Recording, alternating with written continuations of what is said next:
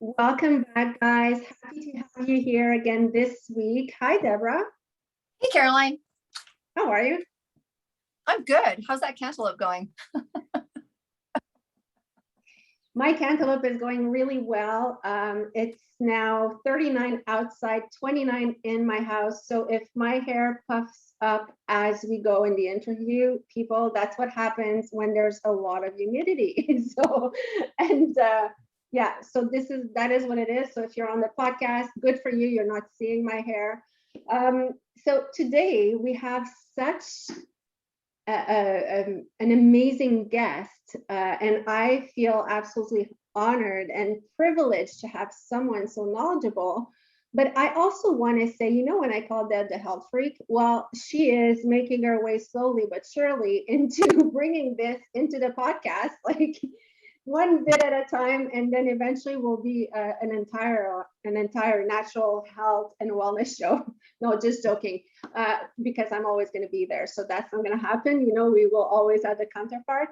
But I learned a word with Deb when I met her, and it's Ayurveda. First of all, really not easy to say for a French Canadian girl.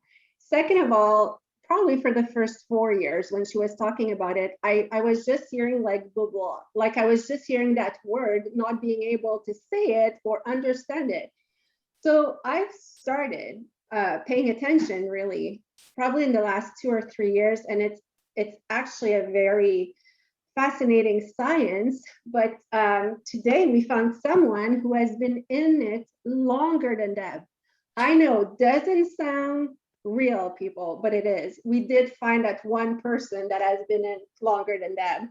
So Deb, why don't you talk about our special guest a little, and what is Ayurveda for you? Oh, right. So if you don't know, and you've never been on to our presentation before, that's Caroline's dig at my age. And I think the reason why she never really heard the word Ayurveda, because she had a huge fear about me putting it together with her not being allowed to eat sugar anymore. And if you know Caroline, if you go near her sugar or popcorn, she has no tolerance for listening to what you have to say. So I think she correlated that if she had to adapt Ayurveda, she was going to have to change her whole life, which is very interesting, right? Because Ayurveda is such, I call it like, it's not a sneaky medicine, but you start to love it more and more and more, and start to adapt and learn, and it starts to become who you are. I think like most things that you learn at first, it's interesting and informative. And then it's almost like you digest it, which is really interesting, because I'm sure Jaisri is going to talk about the power of digestion, because for me, Ayurveda has been a lot around that. But the discovery into holistic health for me, I was really fortunate, because when I started to learn massage and aromatherapy, it just so happened that my aromatherapy teacher was also an Ayurvedic practitioner. And when you know about Ayurveda, you can't help but introduce it into other modalities. So when I took chakra balancing with her, there was conversations of Ayurveda. When I took aromatherapy, there was conversations of Ayurveda. I mean, she wrote a book on Ayurveda and aromatherapy. So it seeped into my learning early on. So I didn't have time like Caroline to choose when I was going to have it come into my life. But it's been a game changer for so many things. And it's interesting. I went to UBC, I'm from Vancouver, and I took a course on Chinese medicine. And it was amazing. And I learned many things. And I learned Chinese medicine, but I resonated to Ayurveda. And the first time I got introduced to Ayurveda, it was like my soul drank it. And I was like, yay, I'm home. It's kind of like when I landed in Ireland for the first time, I'm like, wow, this really feels like home. So I'm going to not talk as much about Ayurveda as I am about Jaisri, because, there are masters all over. We study masters, we listen to masters. People have different words around masters or teachers or influencers, right? We hear the word influencer all the time. They're an Instagram influencer, they're a stage influencer, right? It's people that host a body of knowledge way beyond your knowledge, right? That's who I personally would grant that title to, like a master, a guru. Some people call them shaman in their own work, right? And I think it's these people that dedicate their life to understanding whether it's health or whether it's social media or what have you. So I think it's a title that now gets thrown around a little too early. A little too early. I think you need to earn your wings. And this woman has earned her wings and just has a love for this knowledge. And I had the blessing of being able to spend 6 days in her home. And I remember the preparation. It was the most incredible experience for me because I spent 6 days getting treatment, her giving me the food for my dosha, getting consultation, having a Shirodara, which, oh my gosh, a Shirodara oil on your third eye. And when I was telling people I was doing that, they're like, oh, look at you go. They're like, you're going away for 6 days. I'm like, I'm so excited. I've been waiting because I wanted to get this treatment done, but I couldn't because I was nursing and there's all these criterias. And they're like, where are you going? I'm like, I'm going to Surrey. Now, if you live in Vancouver, I was talking about this experience like it was like in the deep heart of, India or what have you. I was like so excited. They're like, oh, you're going to go spend 6 days with someone's house in Surrey and you're not allowed to talk to anybody and you got to drink oil before you go and you're that excited? They're like, let me know how that works out for you. But anyways, it was an experience that I have never yet to forget. And so with that, I want to introduce everybody. If you do not know who this woman is already, to Jaisri Lambert. She's been a critical pivot for all of us in terms of Western to Eastern medicine. And Jaisri, welcome so much to the show. Thank you for being with us today. I'm delighted to be with you both, Carolyn, and yourself, Deborah. It's an honor. Thank you. Welcome. So I know that our listeners by nature have maybe never heard of Ayurveda, have glanced at it. Some may have some great experience in it. If you could share with us a little bit about what Ayurveda is and how did you find it or how did it find you? Beautiful. Ayurveda is the world's oldest holistic medical science. So truly it is inclusive of all human experiences, body, mind, and consciousness. So it is an all-inclusive science, not a parallel science, but rather an original science. And the medical scriptures of Ayurveda talk about the deities that were formed in the heavens and then conveyed the knowledge of Ayurveda to certain humans that came to the planet Earth later with human development. And that this art and science was conceived in order to sustain humanity, especially during suffering. So if there are symptoms, discomforts, disquiets, imbalances, then Ayurveda has the theories and the practices for rebalancing. Now, in terms of my own health, yes, I was born a Westerner, grew up in Vancouver here, so very typical Western education, and had migraine headaches. So migraine means that all my systems were a mess. This was early on, age 17, 18, 19. This was not a later developed disease. This was a very early onset disease. So my nervous system, endocrine system, structural system, digestive system, all channels really were a product of the Western lifestyle and teachings. And, I tried to do my best. Organic yogurt mixed with fresh organic blueberries with organic honey, and got sick as a dog because wrong combination, wrong food choices, and persisting pain and dysfunction. So once coming to Ayurveda, which was first through meditation, first of all, I was desperate for peace of mind in my early 20s. And by the age of 30, I, through good fortune, became initiated to meditation path. And that led me through the meditation vocabulary to Ayurveda, this holistic medical science, which I believe is, even though the most ancient, is still the most relevant today. That's the most Sorry. Oh, no, go ahead, sorry. I was going to say that's crazy. And, let me ask you one thing, and I'm going to tie it up to something else. But for those of you who can't see Jaisri, she looks amazing. And how old are you? I asked her permission to ask first. And she said, okay. No, I don't mind at all. Numbers are facts. And I'm interested in facts. And 73. So that's, I want to point this out because you look super good and you look healthy and you look peaceful, which is not necessarily what the majority of people look around that age, because quite often, anyway, I'm not going to go into that subject, but it also means that you discovered, like you're talking about meditation, you're talking about going at the root of how you were feeling, you're talking about, wanting to find peace, but that's basically 40, 50 years ago. So it was not necessarily popular avenue, let's say. So you were also a pioneer in this industry, right? Somehow I was open in my seeking for health solutions. I had tried the Western medical pills. I had watched my mother with migraines take the pills with no improvement, just worsening year after year. And I had tried naturopathy as well and given advice that I wasn't inclined to follow. And so finally, yes, through the grace of God, I have to say, I didn't decide really, but somehow, because of being so sincere and so desperate for my health, that's how I came to it, and began first of all with body work.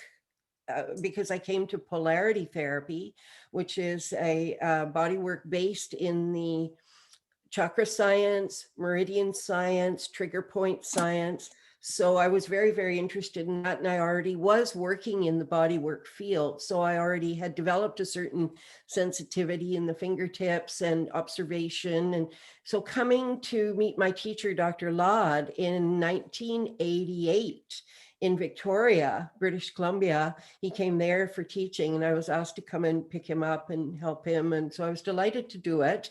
Now, he recognized me on the first meeting, but I was not evolved sufficiently to be able to recognize him. And it took me some years of study before, realizing what was his importance in my life. And truly, he has made my professional life. Isn't that interesting? I think that, so Jaisri, again, I know not everybody can see you, but when they do, because we hope that this information leads people to meeting with you and having experience with you, they'll be able to see, honestly, I think what Caroline describes best is your vibrancy, right?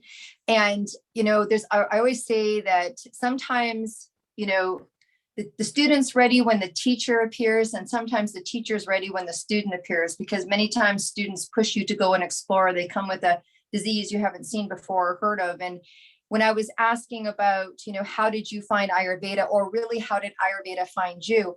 I think a lot of times we're searching, and I don't admire the fact that you had to go into that much pain, but pain can be an incredible motivator to get out of the paradigm of your Western way of thinking or Eastern way of thinking or your cultural way of thinking, and have to go outside that to find solvent for your pain, right? And so whether that is herbs, oils, massage, I remember when I first started telling people I was going to do an aromatherapy company, and they were, I always say people used to call me a hippie, now they call me for help.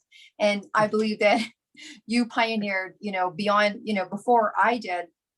And so a lot of times there's that pivotal moment where, or you look at somebody and you realize, hey, that's someone that I need to work with or understudy with. Like, me and Caroline had our pivotal moment, and we didn't know, many years ago, flying around Australia, we didn't know each other. We're doing trade shows. We're exhausted. We're on 11 planes, 13 hotels. There was a pivotal moment for me when we were sitting in the room in Australia. And honestly, I was exhausted. We had been on trade show floors for 5 months. There was 6 women that we were, and there was many dynamics of unhealthy, and you didn't know where you stood. And I remember having this kind of little meltdown. I didn't know this woman very well. And she gave me a song to listen to that had brought solace to her daughter. And there was something in that moment that made me realize, wow, we're kind of one. And then who knew we would be doing what we're doing today? But for you, what was the moment, if you remember, or what made you really dedicate, at this point, a lifetime to this study? It's a great question, Deborah, because it was never really a conscious decision up until the point where I had spent now 9 years with Dr. Lad going to teach him. It wasn't a full 12-year apprenticeship at that point, but it was enough to have grasped the topic in its basic form.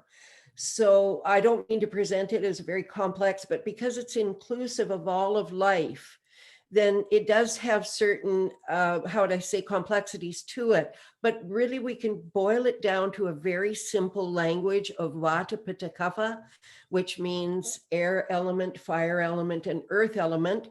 Now, those are very bare bones ideas.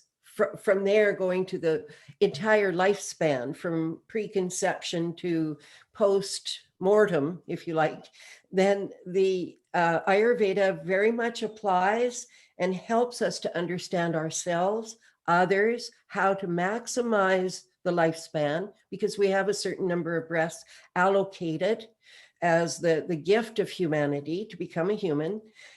So that lifespan, as it unfolds, we can make or break it with our decisions. And our decisions include food decisions, sleep decisions, relationship decisions. So all this can be elevated to a place of wisdom by considering the Vata, Pitta, Kapha. We'll introduce those 3 Sanskrit words. And you know what? I'm listening to that, the person who's not knowledgeable at all, well, a little, in that category of Ayurveda, but I'm listening to you and I'm thinking about all the big thought leaders that I know. And I've read so many personal development books. Like, I love books, so I get them and I read them. And if you look at diets, people not feeling well, so there's someone who will start a diet, a health diet, this diet, keto, non-fat, whatever. But it all comes down to just what you said there. Like, when you take all of that really and you englobe it, it's all about making small decisions on a consistent level, like small, healthy decisions. And it's crazy to think that this comes from thousands of years ago. Like, it's not new, but basically now it seems like in our modern society, we're all trying to take our piece and explain it in our own way. But that's what I'm hearing in what you're saying. It's really like it's been there forever. It's just people want to explain it in many different ways. But I mean, you explain it very well. There's a 5 elements, and I'll let you keep on talking. I just had this moment. Okay, beautiful. Yeah, these aha moments that come, whether it's a realization that I need to go deeper with this, or a realization that, I can understand and incorporate this little by little. But yeah, we have to start with basics. And so that would be the model of creation according to Ayurveda, based in the so-called Sankhya philosophy, which is the same as yoga science. So some say that Patanjali, who authored the Yoga Sutras, is the same author as Charaka, who authored the medical scriptures. Now, there's discussion about this, and it's a far bigger discussion than just that small little tip of the iceberg that we just thought about here. But it does provoke us to know ourselves better, to understand ourselves better. For example, if we look at our face, our eyes, mouth, tongue, cheeks, hair, everything will be a reflection of the post-digestive effect, whether it's physical or psycho-spiritual. The interesting thing, oh, sorry, did you? No, please, No. Deborah. Yeah. So, and, again, I'm keeping in mind that a lot of people are at that entry stage of what is Ayurveda. And so how would one go about that? I think one of the simplest forms to explain maybe the difference, which will allows people to know what it is that when you choose to go see someone like Jaisri or one of her students or who she's recommending, there is Ayurvedic treatments. So, I've done Shirodhara, had Shirodhara, Kaya Kalpas. There's body treatments that bring your mind, body, and spirit back into balance and into the balance of your dosha, which is first decided at the entry point of your conversation. And I think one of the really welcomed differences, because I think the world's conscious enough to know we're whole, and that everything we do is everything we do, and that the relationships you have in your life make a difference on the success of your business and on the success of your health. I think we're conscious enough to know who we play with is, a reflection of us. And so, which is why I said that I love that you said that we got this juicy girl power thing going on this morning, but I just love it. But really, when I was explaining to this weekend, when I was explaining to a friend of mine's nephew, is that he was saying, so what's the difference when you go see a practitioner? I said, well, a practitioner like Jaisri, I was talking about you, would ask you, are you happy right now in your life? I went to you last week with an issue around bone density, and you know me, and you know my blood type, and you know kind of how I live. But it's like, so are you happy in your career? What's your work environment? What's your living environment? What's your school environment? What's your financial situation at? Are you in your dosha? Are you in your dharma? Are you happy? All of those play factor to the disease that is happening in your body, in your state, right? And so when you say that Ayurveda is all encompassing, I find that coming from a Western standpoint, that was one of the most, I was like, oh my gosh, someone who actually is going to hear me, because I have these conditions. Ironically, I had migraines too. That's what took me into health. That's interesting. But it was like, I'm not being heard. And it wasn't that my allopathic doctor wasn't listening to my migraine situation. They were. But they didn't know what was going on in my home. They didn't know what was going on in my emotional world. And it's not part of that science per se. And I think that's the relief. That's like, oh my gosh, someone's hearing all of me. And so in the, to sum it up, when you have someone of different dosha, maybe explain to us a little bit, when you have different dosha, you would give different information, or maybe share that a little bit. Let's take this example, since you've already mentioned it, is the osteoporotic change at this age and stage in your particular prakriti and circumstance, in your constitutional, in your body. So this bone density, and it was a very early percentage. So it means that the prograde mineralization of the bones had now suspended and even gone a little retrograde.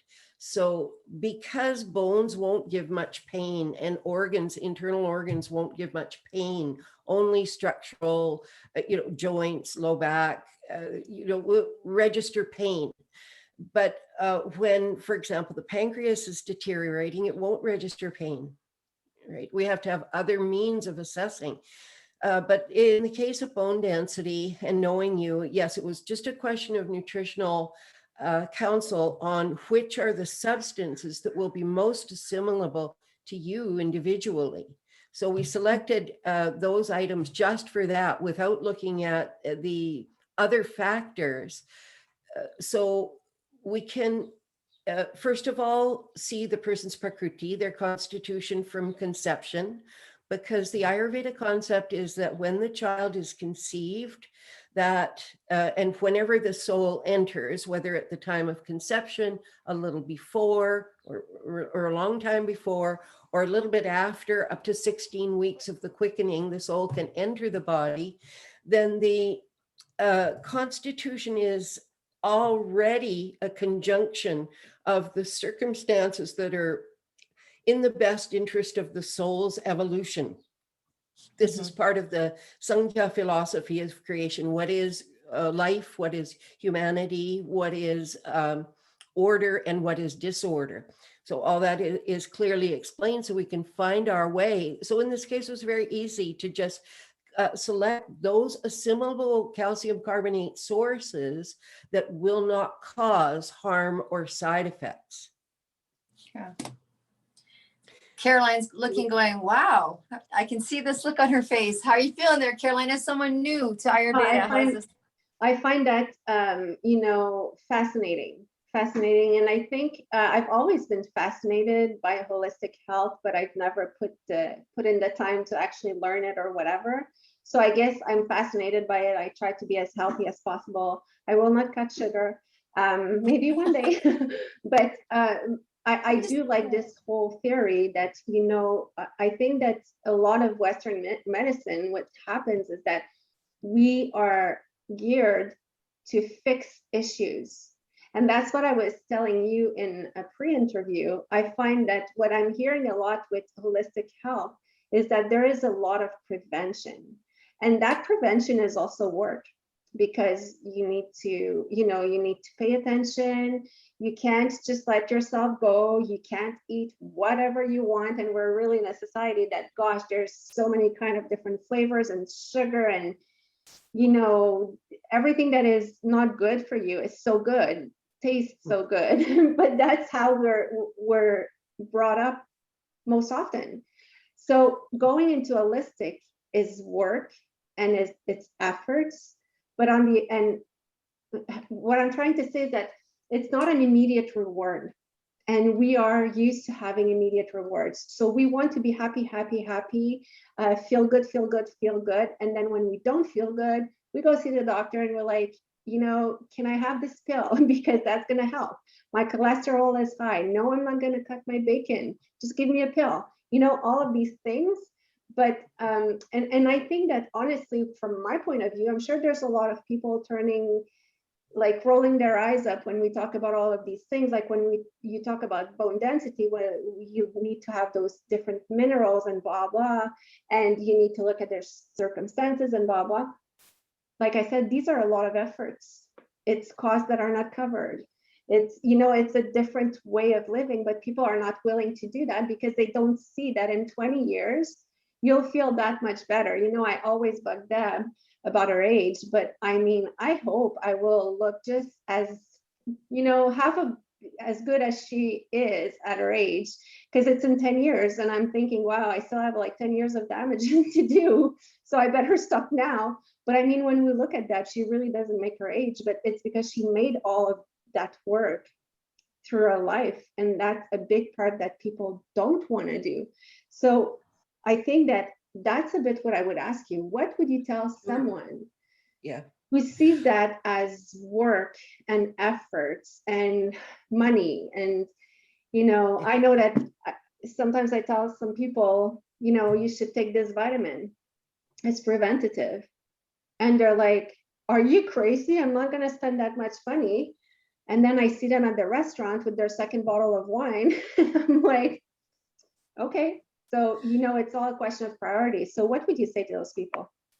I don't think of it as work. I think of it as a question of understanding. So if we understand the why, the wherefore, how, what are the laws of nature according to the principle of cause and effect, then we would govern ourselves wisely, simply because of understanding. We can't unknow something.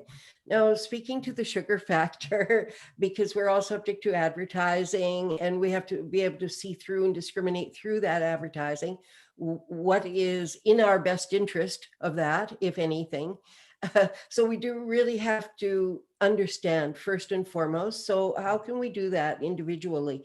Fortunately, there's plenty available in print of high quality in English, even French, Polish, German, Japanese.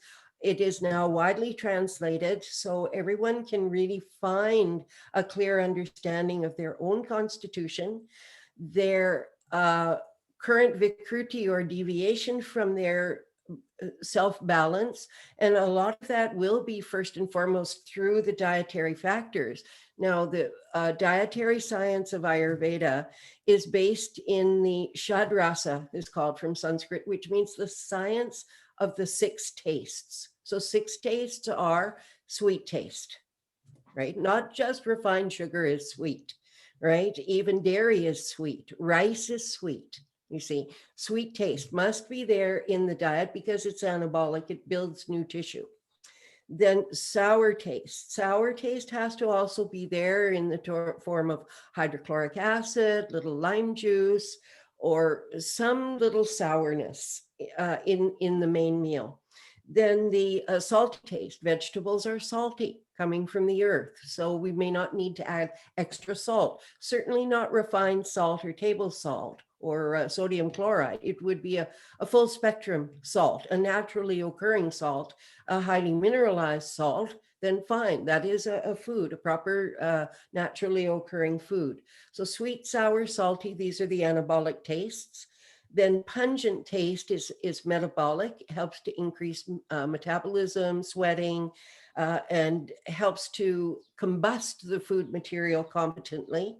Then bitterness. Bitter taste is critical in our society for pancreatic balance, blood sugar balance, and we have very little bitter taste in our natural diet except for coffee. And coffee has other detrimental influences, notably leaching of minerals from the bones and acidifying the digestive system. So sweet, sour, salty, pungent, bitter, and astringent, the final one. And astringency is assimilated in the colon, the lost section of the GI tract, because the minerals are larger particles, so it takes longer to break them down so that they can assimilate to the bone ends from the circulatory irrigation, the nutritional factor. So I would say just understand this word sweet and the other tastes as well, so that we can choose a balanced diet for ourselves. And I think we will want to. We won't think of it as a burden. We'll think of it as an option, and we'll perhaps compare and feel that the other person next door who may not have this understanding as yet, that they may be, less fortunate, and they should share with the person how to incorporate 6 tastes into the daily main meal. So if you take the average person, sorry, Deb, because I know we're coming to a close, and I know that if I would be listening to this podcast, my question would be like, where do I start? I think start with beginners books. I'll give you my website, my teacher's website. So my website is www.ayurveda-seminars.com. And my teacher's website is www.ayurveda.com. We got that very early on. And we will put them in the links as well. So if you didn't have the time to note it, it's going to come with the podcast information. So yes, start with, reading on it and learning on it, right? I think so. And check your local bookstore or library for books on Ayurveda, whether Perfect Health by Dr. Chopra, whether Prakriti or Ayurveda Constitution by Dr. Robert Svoboda, any of Dr. Ladd's. I think he's written a dozen books now. 3 of them are textbooks. So there's tremendous amount available in print and online nowadays. That's awesome. Thank you, Deb. And yeah, as well, Jaisri has an incredible newsletter, I know, because I'm on it. And even though I understand Ayurveda, it's very well received. And well, she has a background in journalism, so it's actually a pleasure to read. So I would recommend with just contacting through the links that we share and to get onto there, because things like, she is going to be coming to Edmonton. You'll be coming to Edmonton very soon in September. I know you're going to share a little bit about that. One of people's last opportunities to maybe learn certain things from you, as well as please enlighten us. I mean, I am out of the moon excited about the fact that you can now go back to your event that you're going to be hosting at UBC, which is in Vancouver. And also, I have to give my hats off to you. So yes, I am 56 and I have always done my businesses belly to belly. And when this recent shift happened in the world in relationship to our health, pivoting everything that I did offline onto online, Caroline knows, was a 10, 12, 14, 16, 18 hour a day experience of new learning and pivoting and trying and website and social media and what have you. And honestly, you're like so gracious. You are going to be in our media book next year. That's all I have to say, because you really, there's going to be a book for, people that have had to pivot, that it was not part of our genetic being. You talk about becoming on the planet. I'm pretty sure when I was born, I wasn't wired the way that our children are wired now to handle this new form of communication. But I want you to talk a little bit about what you have going on, how important it is for Ayurveda to be learned and received and open. And because it is not maybe necessarily the first form of medicine that people heard, and it's so needed. There's things like the college that you're looking to create that people can support and volunteer and be a part of. So let us know how we can learn more. And the last thing I'm going to say before I pass it over to you is Jaisri has been one of the most, And I think it's very congruent throughout Ayurveda. And people that study Ayurveda or teach Ayurveda, I do not find drill the information down. There is such a level of acceptance of where people are at. For example, how I accept Caroline eating her sugar. So I just know over the course of time that there's such a healthy respect. Like, people don't have to be in perfect state. They don't want to have to turn their life over to Ayurveda to be able to come and experience and have that. And there's an incredible understanding from an Ayurvedic perspective where we're not, you should, it's like, may I suggest, may you open up to maybe the possibility of sweet coming from, rice and yogurt and milks instead of, whatever it is. So there's a graciousness around this form of medicine that I've never experienced in any other form of medicine. So I've talked enough a lot, but please give us some information, Jaisri, on what you've got going on. Okay, well, these are wonderful questions. Thank you. So coming up in September, there are 2 bodywork programs. So this is me passing on these last 35 years of clinical experience to younger therapists.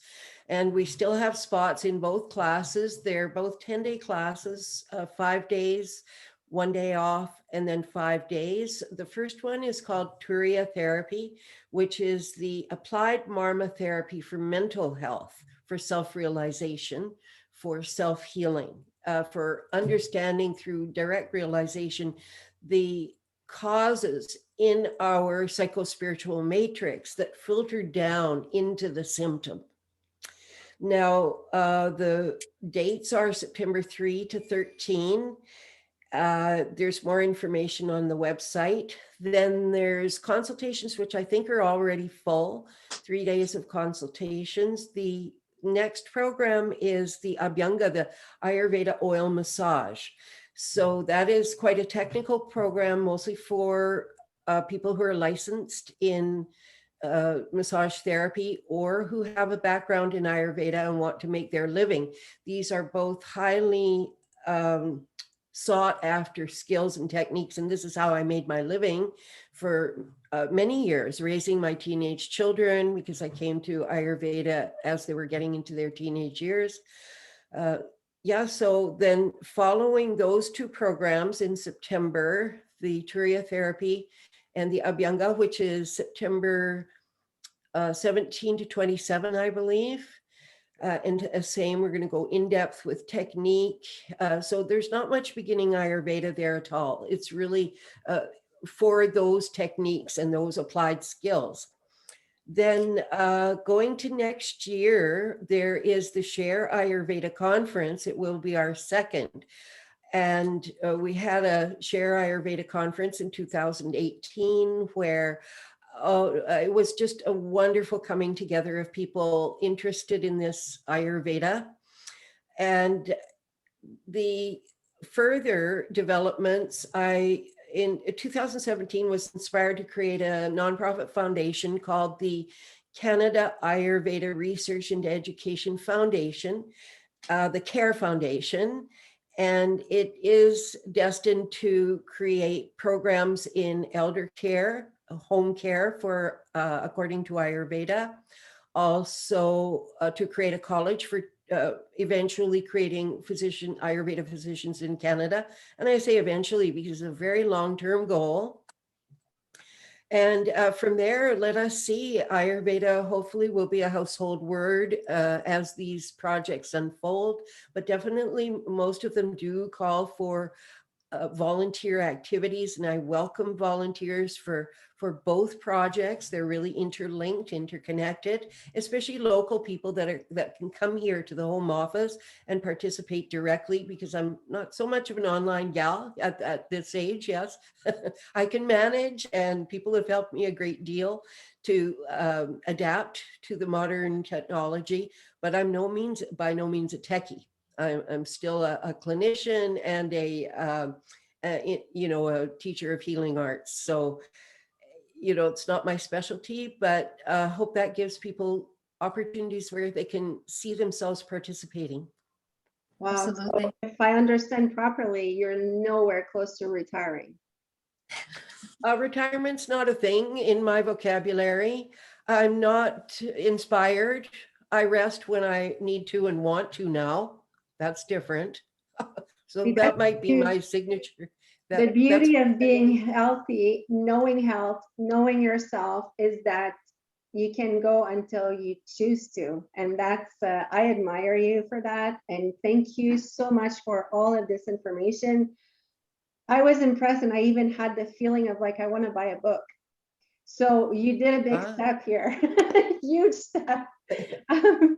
So in my personal name, thank you so much. You did bring me a lot today, and I will let Deborah close the show because, you know, yes, she knows I'm going to say it because she likes to have the last word.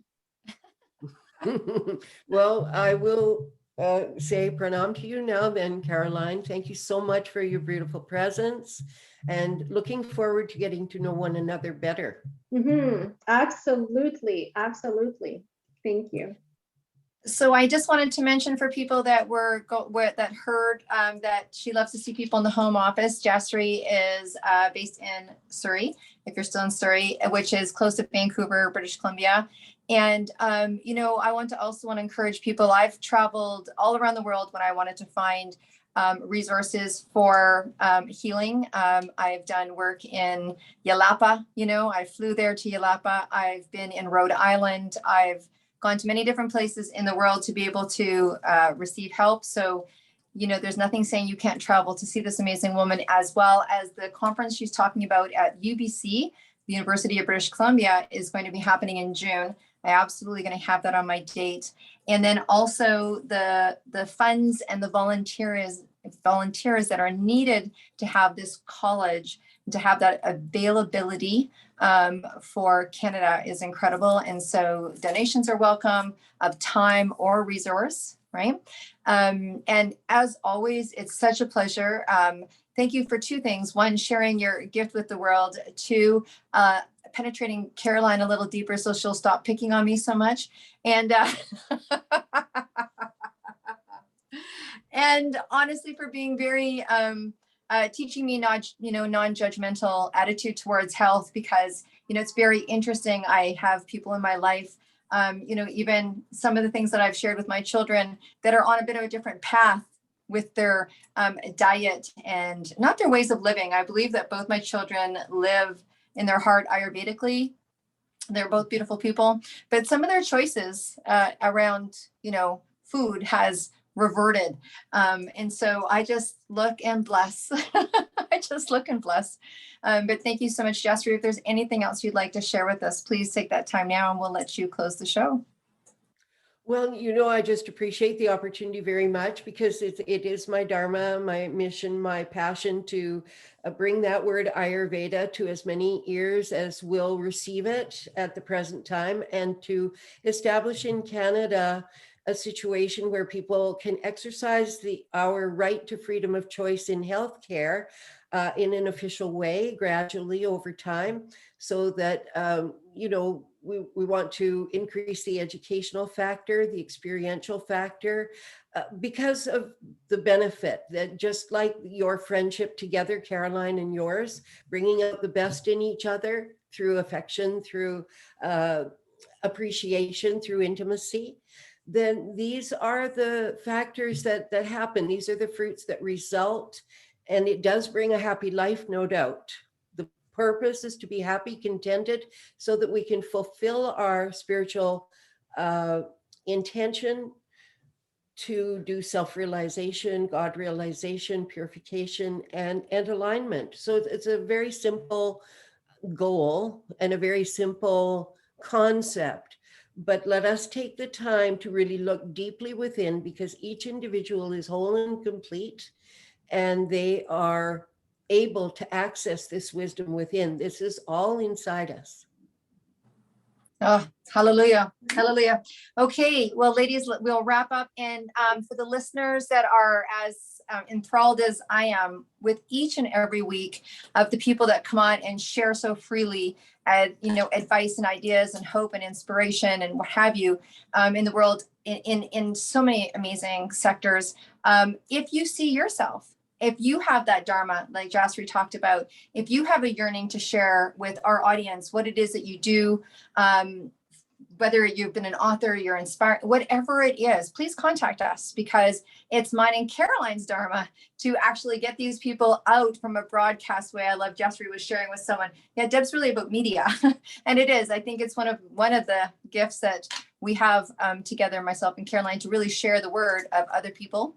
So please, if you see yourself here, call us, and we'd love to have you on the show. And as always, we appreciate you subscribing, and we appreciate you sharing these videos with as many people as possible, because that's the whole idea. So thanks again for being a follower and a subscriber. Thanks, Jaisri and Caroline. And with that, we will close the show for this week. Thank you.